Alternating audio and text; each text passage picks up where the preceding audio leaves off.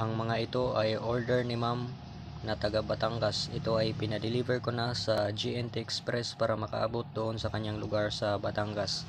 Ito ay Gumamela Silis bracelet, 2 peraso. Tapos ko na itong madasalan at ready na ito magamit ng bagong magmamay-ari. Ito ay nagagamit bilang proteksyon sa kulam, barang, sumpa, usog, bati, tigalpo, palipad hangin at iba pa mga spiritual na atake. Proteksyon din ito sa mga aswang, bad spirits at iba pang mga nilalang na hindi nakikita ng ordinaryong mata ng tao. At nakatulong rin ito magbigay gabay sa negosyo at hanap buhay, sabayan lang ng pagsusumikap at tamang kaalaman sa ginagawa.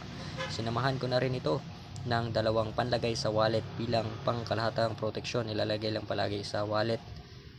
At ito ay pwede lang madala sa kahit saan mang lugar, pwede lang mabasa ng tubig kapag naliligo, at meron din itong kasama na 2 kwintas. Isusuot din nila iyan palagi, pwede din ipagamit sa kanilang anak o sa kanilang nanay.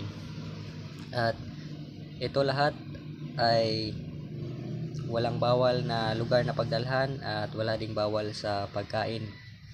Kaya pwede lang madala sa kahit saang lugar at pwede lang makain ang kahit anumang uri ng pagkain, dahil sila ay hindi nagmimisyon o kagaya ng mga misyonaryo. So ito ay simpleng pamproteksyon na magagamit nila kahit papaano, ay merong pamproteksyon at gabay sa araw-araw.